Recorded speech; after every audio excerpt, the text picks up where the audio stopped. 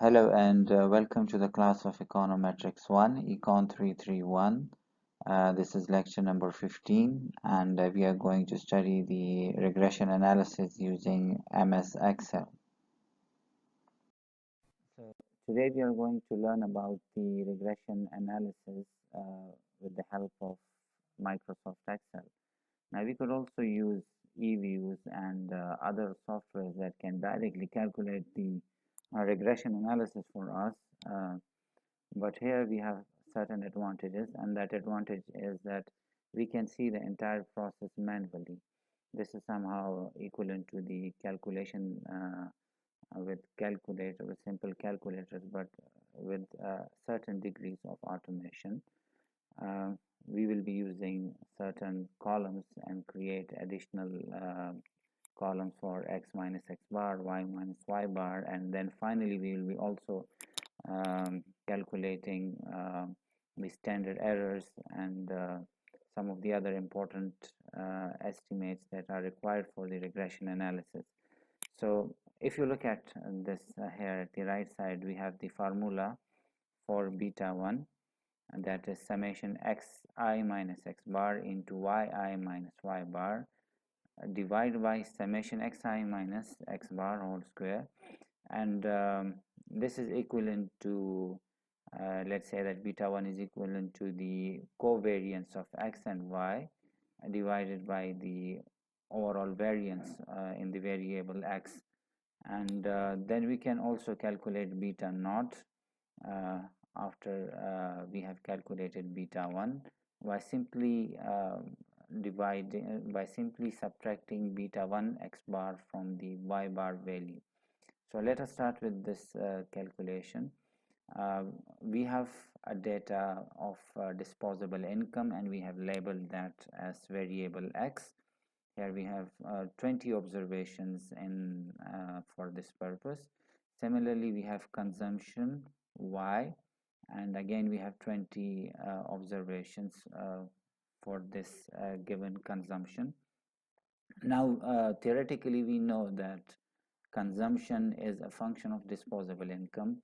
If disposable income is higher, we may expect a higher rate of consumption, higher level of consumption, whereas if the disposable income is low, then we have a lower consumption. So basically consumption y is a function of x, and what we are going to estimate is that y equals beta naught plus beta 1 x plus the random variation related to this regression equation. So before doing any regression analysis, before calculating the values of these coefficients, it is always important to look at the graph first. The graphs can always give us some useful information. It may give us a preliminary analysis, the perspective that whether the relationship is positive, whether that relationship is negative. So here I have selected the data, disposable income x and consumption y. I select these two by dragging, by clicking and dragging. After selecting the entire data, then I move on to insert, and then I have certain graphs over here that can be useful. So here is the chart for the scatter plot, and I can use a simple scatter plot for this purpose.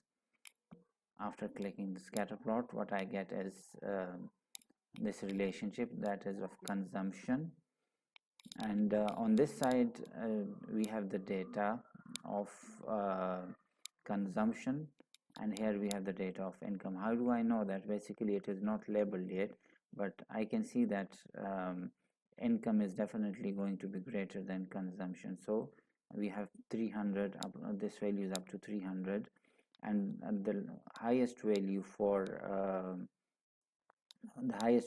disposable income is somehow you can know that that is 240. So we have 240 over Can we find it? Yes, the first value, that is 240. So that is the highest value of disposable income. So we know basically that here on this axis we have disposable income, and as we increase the disposable income, the overall consumption increases. So consumption is directly related with disposable income. There is a positive relationship between these two variables. Since we know that this is just an example, this data is not very real, we have generated it, therefore we have such a neat scatter plots. Usually scatter plots may not be that much neat. We may try to find out the actual relationship, and that will be difficult with a naked eye. Anyhow, still we can see that there is a positive relationship, but we cannot identify how much will the how much will the consumption change when an income change by 1 rupee or $1 or $100. We cannot predict that. We can say that consumption will increase with income, but we cannot predict the actual amount. Even we cannot predict the autonomous consumption from here, that is the value of beta naught. So this gives us a sense of the relationship, but this does not give us the actual relationship. Therefore I move it for the time being. I move this graph to the right side by dragging it, and then I move to the cell C1. Now in C1 I want to find the formula of beta 1, but for that purpose I need xi minus x bar. I don't have it yet, so first I calculate xi minus x bar, and let me label that as xi minus x bar, and then I want to calculate xi minus x bar. What is x bar? Basically x bar is the average, but I do not have the x bar yet. So let me insert I have right click over here, insert, and got some extra cells over here so that I can use it for calculation. Let me write sum over here and average over here. Now I can find the sum of disposable income by various techniques, and let me do them all so that you can also learn the various methods that we can find the sum. First I write the equal. Simple. This equal means that I'm starting a formula. It is not a general text but a formula. So when I write equal, the formula is initiated, and I can now move through mouse or through arrow key. I can now identify the cells that I want to add. So I want to add D2, and you can see that D2, this is column D and row 2, plus then D3 plus D4 plus D5 plus D6, and you see the process is getting a bit boring and lengthy, but anyhow we have shorter and convenient methods as well.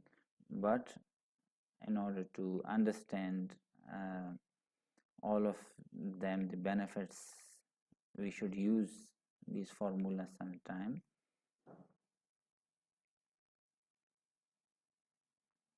So here I am doing the addition of the variable x,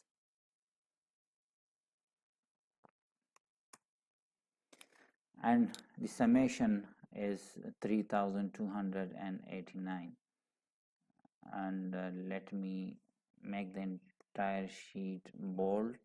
Selected all the cells and press Ctrl B so that it is visible to the viewers. That's the summation that I have calculated. There is another way of finding the sum, but that will not give you a value in any cell. You can simply look at that. I've selected all these cells, and if you look at this value, the sum is 3289, the count is 20, and the average is 164. So this is a quick view. This does not give you calculation in a certain cell, but if now, once we have found the sum, it is easy for us to find the sum for the consumption. We can do that by simply dragging the formula. You can see there is a small box at this corner. We just click on it and drag it to the right side, and an identical formula is generated. Instead, now that you see, we are not summing up uh, the values in column D, but rather in the column E. So an identical formula is generated for these values. You can click them and you see now the formula is summing them all up. This was um, you may say a difficult way to calculate the summation. There is another simple way of calculating the summation. That is simply put equal and write sum, bracket start, select all these cells and bracket close and enter, and we get the same result. So this is a simple way. Now look at the formula. This is sum D2 up to D21. So D2 to D21 is the range. So you can also write it instead of clicking. You may also write the formula. For example, I want to calculate it, and written sum, bracket start, D2 and D21, bracket close. So the formula is ended. Pressing enter, it is giving me the summation. Finding the average for these value is, again, we have two ways. Simply equal this cell divided by 20, because we have 20 observations. But the disadvantage with this formula is that we may change the overall number of observations. If we add the observations, then the formula will not work. So in order to make it work, we just simply write average, again just like we did for summation, and we select all these cells and press enter, and again we get the average. I want the average for consumption as well. So our average consumption is 115, and our average income for the group that we have that we are working here with is 164. Now we are able to use or we are able to calculate xi minus x bar. So I click here on the in this cell F2, and here I want to find the xi minus x bar for the first row. So again, since this is a formula, this is a calculation, I write equal sign. Xi is 240 minus x bar is 164 point, that is the value in D24, and I press enter, and it has given me the calculation. Now here is a little bit of trick that needs your attention. I can copy the formula for the entire column, and it can give me the calculation for xi minus x bar, and when I do so, here is the result. But there is a slight trick. The formula is again relative, so if you look, it is calculating 214 divided by a cell in D25. Why is this happening? Because since we are dragging it down, the formula is also relative, and it is dragging down. You see, we are checking it with each and every formula, and you see that the red cell is also moving down, and we need the blue cell to move down for each value that we calculate.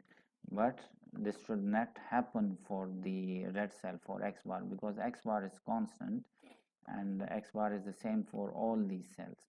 So what we do in order to keep it constant, we write $sign, so that d does not change, um, and we may also write $sign over here so that 24 also does not change. This we have blocked this cell entirely. Whatever the values of disposable income may change, but the average value will remain constant for all the calculation. So you see that now in each and every formula the blue cell is the relative that is changing, but 164 has not changed at all. So this is the advantage of fixing a cell by using the $sign. Then we also need to calculate y minus y bar. So this is y minus y bar, and I press enter. How can we do that? We have the value of y, that is 163, and y bar is 115. So exactly the same method, 163 minus 115, but 24 should not change. So I put a $sign so that the cell remains in E24. Now let me copy, and you see the formula in each and every cell, and the blue cell is changing, the value of y is changing, but y bar is the same. So we have calculated xi minus x bar, yi minus y bar. So let us look at the formula once again. These two portions we have covered them, and we also need them in multiplied form and then the summation. So let's multiply them. Xi minus x bar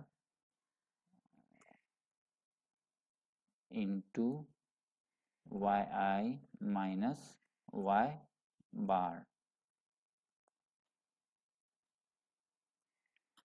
This is just a label, and you can write anything over here. As far as you can understand, it doesn't matter. Multiplying these two is equal to 75.55. That is formula in the values in F2, multiply the values in G2 and enter. So this is the multiplication of the two, and when I drag it down, the formula is copied for the entire cell. You see, in order to check it. Okay, so we have xi minus x bar into yi minus y bar. Now we need the summation for this as well, is equal to sum, formula started with the bracket, and then we put in the value h2 to h21, enter, and this is the summation of the data, right? Then we need the xi minus x bar square. We have already calculated xi minus x bar, we just need to square that up. Xi minus x bar and raised to power 2, so we will find the square of it. F2 square. So here is we can find the square of it, and when I drag the formula down to the last value, I've got the square. Again, I want to copy the summation cell so that we can find the sum. So here is the ingredients that are required for calculating beta 1. We have used all these ingredients. Now we need the value of beta 1, and beta 1 is equal to